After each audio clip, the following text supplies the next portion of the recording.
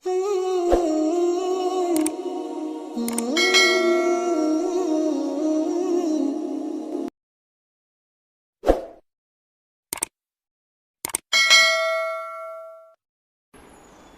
پاک میں اللہ تعالیٰ نے اکثر اللہ اور رسول کو ساتھ ساتھ ذکر کیا.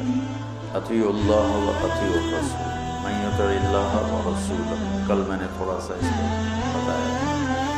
تؤمنون باللہ و رسولہ، آمنوا باللہ و رسولہ، براءۃ من اللہ و رسولہ، اذان من اللہ و رسولہ، من یعص اللہ و رسولہ، من یشاقق اللہ و رسولہ. یہ قرآن میں بے شمار ہے کہ اللہ اپنے ساتھ اپنے حبیب کو لاتا ہے، لیکن چند مقام ایسے ہیں جہاں اللہ اپنے ساتھ والدین کو لاتا ہے، ماں باپ کو لاتا ہے. اس کے علاوہ اللہ اور کسی چیز کو اپنے ساتھ ذکر نہیں، یا اپنے ساتھ اپنے حبیب کو ذکر کرتا ہے، یا پھر اس کے بعد اللہ تعالیٰ نے ماں باپ کو اپنے ساتھ ذکر کیا ہے. اس میں سے ایک مقام یہ ہے کہ اللہ تعالیٰ فرماتا ہے کہ اللہ کے ساتھ کسی چیز کو شریک نہ ٹھہراؤ اور والدین کے ساتھ احسان کرو. والدین کے ساتھ احسان کرو. وَقَضَىٰ رَبُّكَ أَلَّا تَعْبُدُوا إِلَّا إِيَّاهُ وَبِالْوَالِدَيْنِ إِحْسَانًا يَا بُنَيَّ لَا تُشْرِكْ بِاللَّهِ إِنَّ الشِّرْكَ لَظُلْمٌ عَظِيمٌ وَوَصَّيْنَا الْإِنسَانَ بِوَالِدَيْهِ. تو اللہ تعبدوا الا اللہ وبالوالدین احسانا، یہ قرآن میں کئی جگہ اللہ تعالیٰ نے اس کو اس طرح ذکر فرمایا کہ اپنے ساتھ والدین. اللہ کا شکر ہے کمزور سے کمزور مسلمان بھی مشرک نہیں ہوتا ہے، اس لیے اتنی جلدی کسی کو کہنا یہ مشرک ہے، یہ مشرک ہے، یہ مشرک ہے، بڑی زیادتی کی بات ہے، بڑی زیادتی قبول ہے. اس سے احتیاط کرنی چاہیے، اس سے بچنا چاہیے. اللہ کے فضل سے مسلمان کے دل میں توحید ہے. کچھ حالت کی وجہ سے کوئی کچھ بول رہا ہوتا ہے، کوئی کچھ بول رہا ہوتا ہے، اس پر اس کو کافر قرار دے دینا، مشرک قرار دے دینا یہ اتنا آسان نہیں ہے. تو میرا ملک تو ویسے ہی ٹکٹک کے کفر کے فتوے مل رہے ہیں، جتنے مرضی کٹوا دو، جتنے مرضی لکھوا، جنہوں مرضی کافر قرار دے دو، جنہوں مرضی ہر قسم کے لوگ ہوتے ہیں.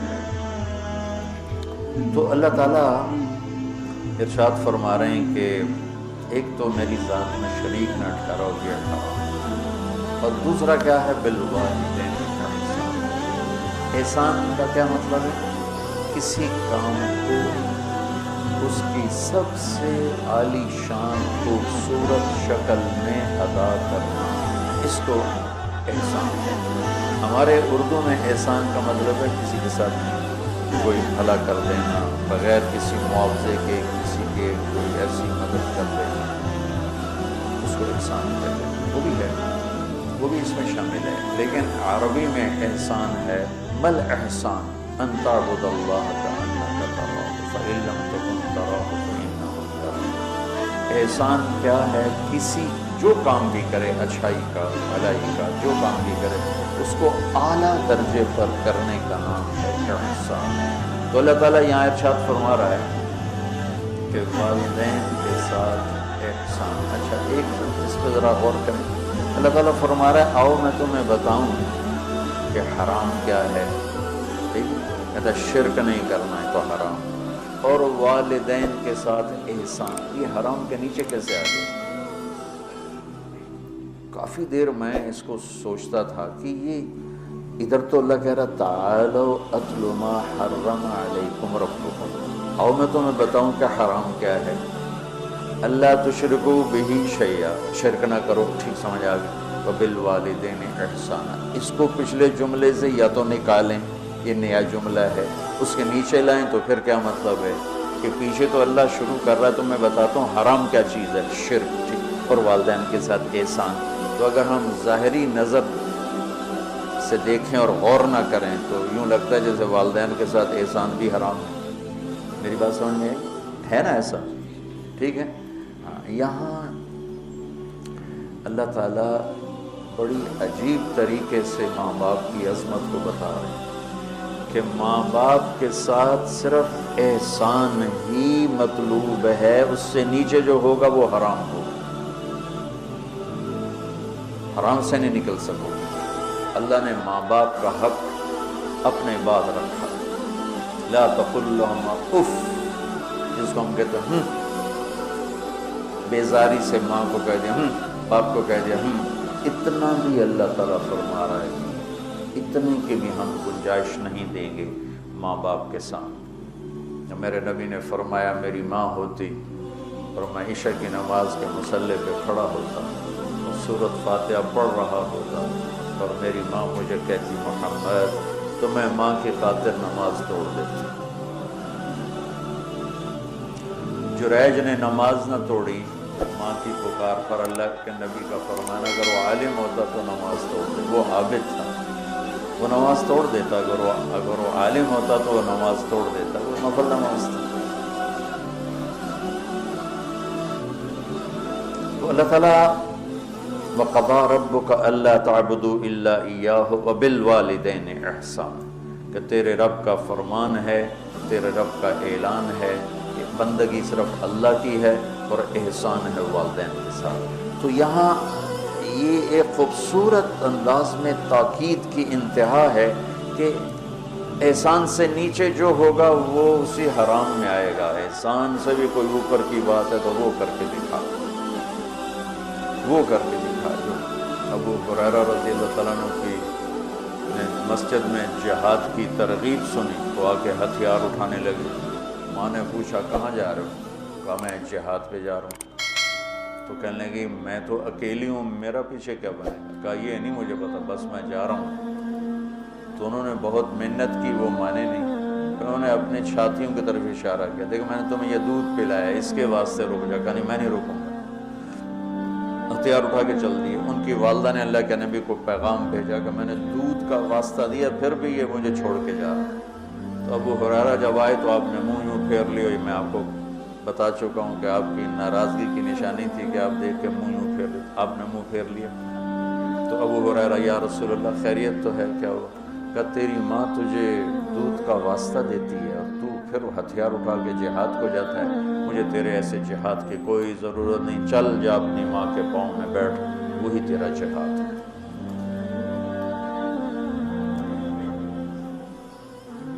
کلاب بن امیہ جہاد میں چلے گئے، والدین دونوں بوڑھے تھے، تو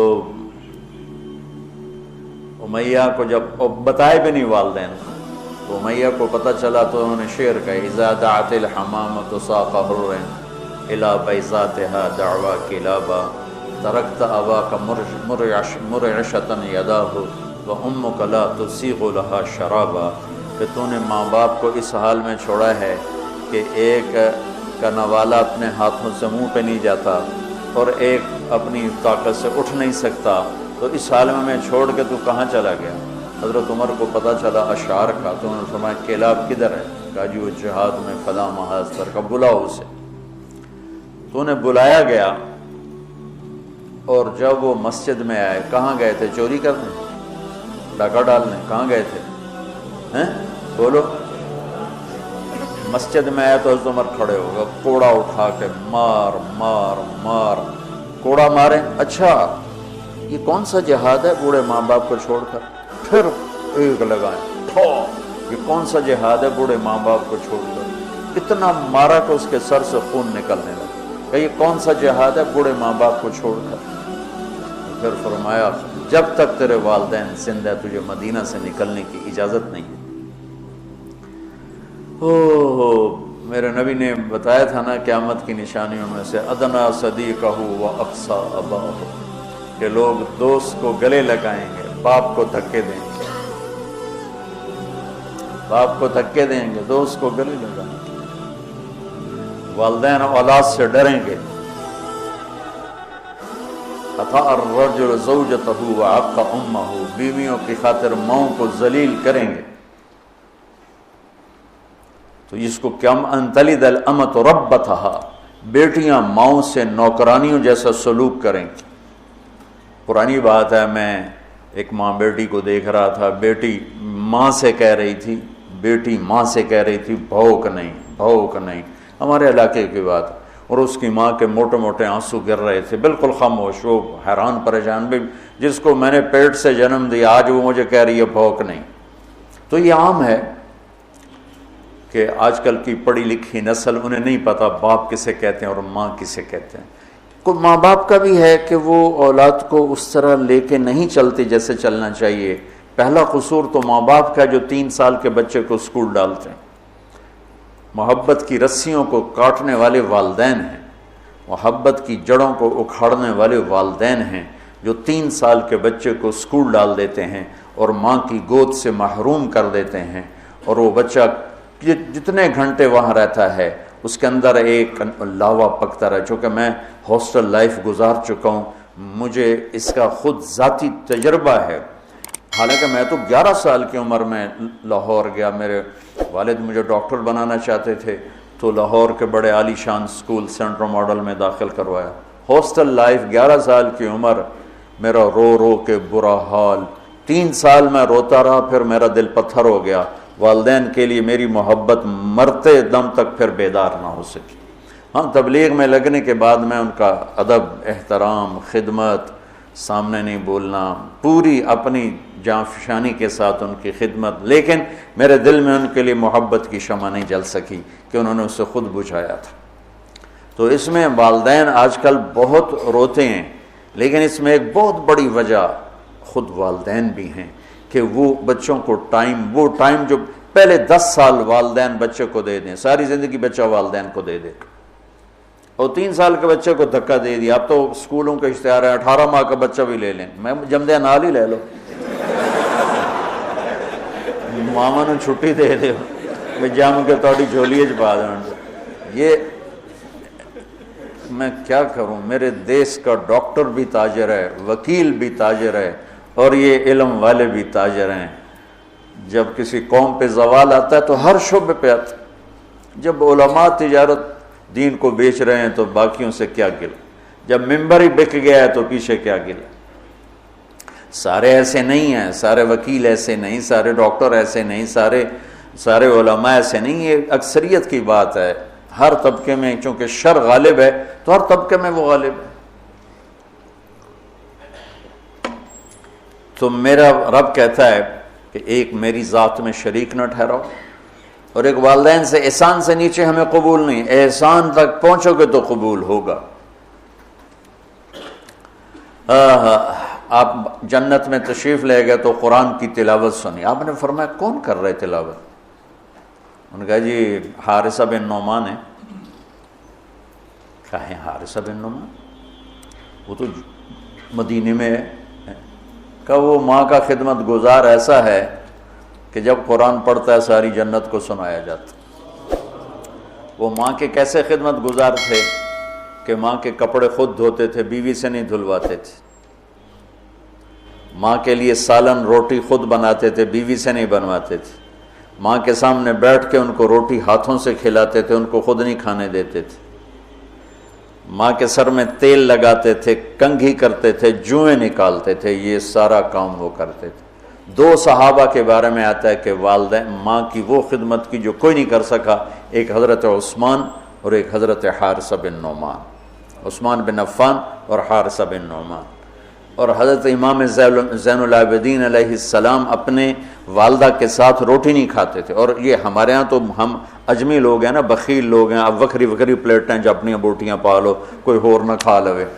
تو عرب کٹھا کھاتے تھے، کٹھے بیٹھ کے کھانا آج بھی تعذیب ہے. ہم نے قطر کے بادشاہ کے دسترخوان پہ کھانا کھایا، وہ اور لوگوں کے ساتھ مل کے بیٹھ کے کھا رہا تھا. تو کسی نے کہا آپ ماں کی اتنی خدمت کرتے ہیں تو آپ ان کے ساتھ کھانا کیوں نہیں کھاتے؟ فرمایا کہ مجھے ڈر لگتا ہے کوئی ایسی بوٹی نہ اٹھا لوں جو میری ماں کی نظر میں اور میں اٹھا کے مجرم بن جاؤں. کہ وہ میری ماں کی نظر میں ہو اور میں اس سے پہلے اٹھا کے کھا لوں تو کہیں میں ماں کا مجرم نہ بن جاؤں، اس لیے میں ساتھ نہیں کھاتا ہوں. کسی نے حضرت علی سے پوچھا حسن آپ کے بیٹے کیسے ہیں؟ کہا میں جب چلتا ہوں تو میرے آگے نہیں چلتا، میرے پیچھے چلتا ہے. جب میں بیٹھنے لگتا ہوں تو پہلے مجھے بٹھاتا ہے پھر خود بیٹھتا ہے. اور جب میں گھر میں کمرے میں ہوتا ہوں تو گھر کی چھت پہ نہیں چڑھتا کہ باپ سے اوپر نہ ہو جائے۔ تو آج والدین بہت ذلیل ہیں اولاد کے ہاتھوں، بہت دکھی ہیں اولاد کے ہاتھوں، اور ان کی جو فریادیں وہ عرش کو ہلا دیتی۔ تو اپنے ماں باپ کی راحت بننا، ٹھنڈک بننا، خوشی بننا، یہ میرے رب کا پیغام ہے کہ وَبِالْوَالِدَيْنِ إِحْسَانًا۔